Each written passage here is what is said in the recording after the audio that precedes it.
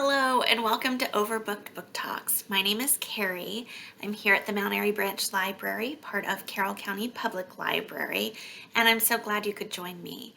At Overbooked Book Talks, I tell you about a recent book that I've read and really enjoyed, books that will be great for sharing with others, and even though we can't meet in person, maybe you can call a friend and discuss a book.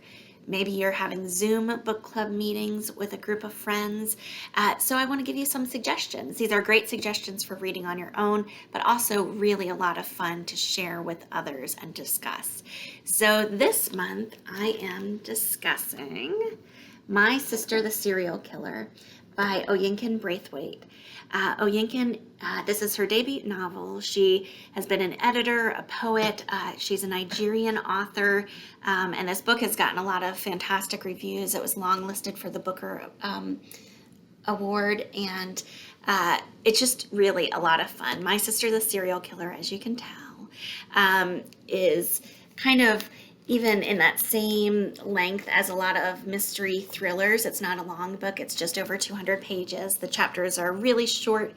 It moves really quickly, and is a lot of fun. So I'm just going to read the inside flap here to you, and then I'll give you some of my insights and thoughts about the book as well. So there is a quote here from the book, and it says, "Femi makes three, you know. Three, and they label you a serial killer." So this is a darkly comic hand grenade of a novel about a Nigerian woman whose younger sister has a very inconvenient habit of killing her boyfriends. Korede is bitter. How could she not be? Her sister Iola is many things. The favorite child, the beautiful one, possibly sociopathic. And now Iola's third boyfriend in a row is dead. Korede's practicality is the sister's saving grace. She knows the best solutions for cleaning blood.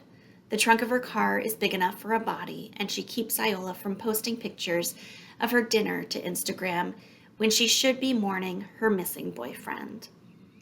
Not that she gets any credit. Korede has long been in love with a kind, handsome doctor at the hospital where she works.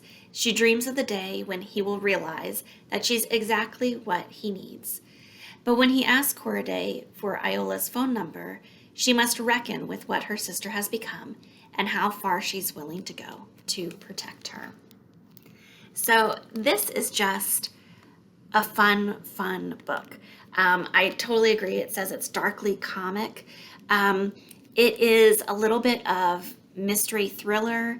It is a little bit dark comedy. It is action-packed, but really at its core, it is about family and what you would do for family and boundaries and borders that you may have or may cross because they are family, and these two sisters' relationships.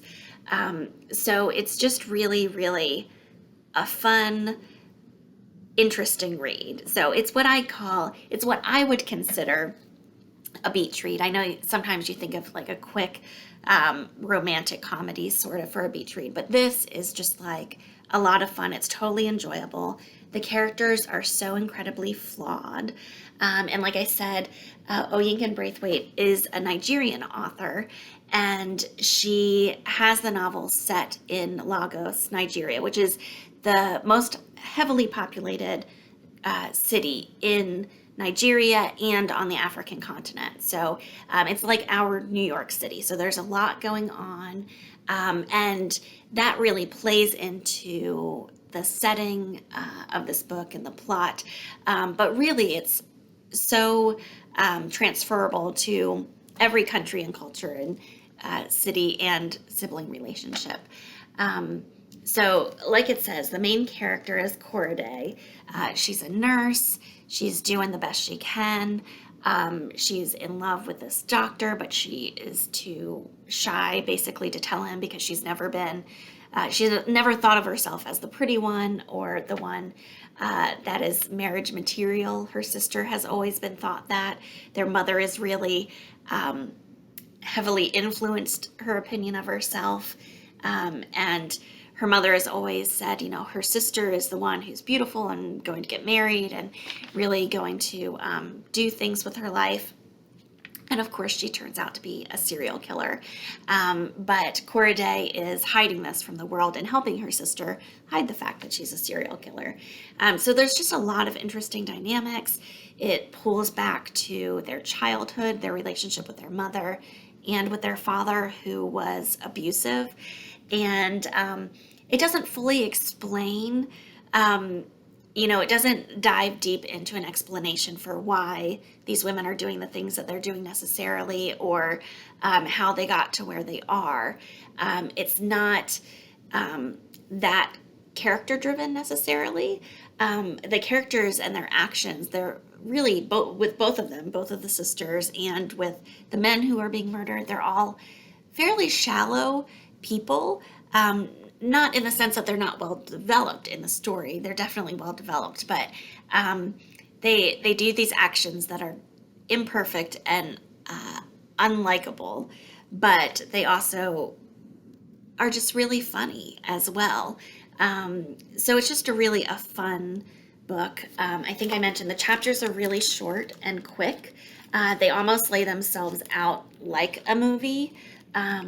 Like scenes from a movie. So I think about how some mystery thrillers that are dark, like Gone Girl, that's been turned into a movie, how those really translate great to movies. I think this would make an amazing movie. It would be so much fun.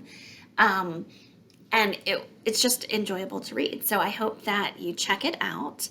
My Sister, the Serial Killer. I don't want to give too much away. I know I just kind of glossed over some of what the book is about, but I hope that you check it out. It's a quick read, it's a fun read, and it's really great to discuss with a group of people. So if you have people in your lives that you're safely distancing from, but still having some social contact with, I highly recommend that you read it simultaneously and then discuss. You can still check our books out and do express service if you want a physical book. You basically just put the books on hold. When you get the hold notice that your book is in, you can schedule an appointment through the link in your email or by giving your local branch a call to schedule an express pickup.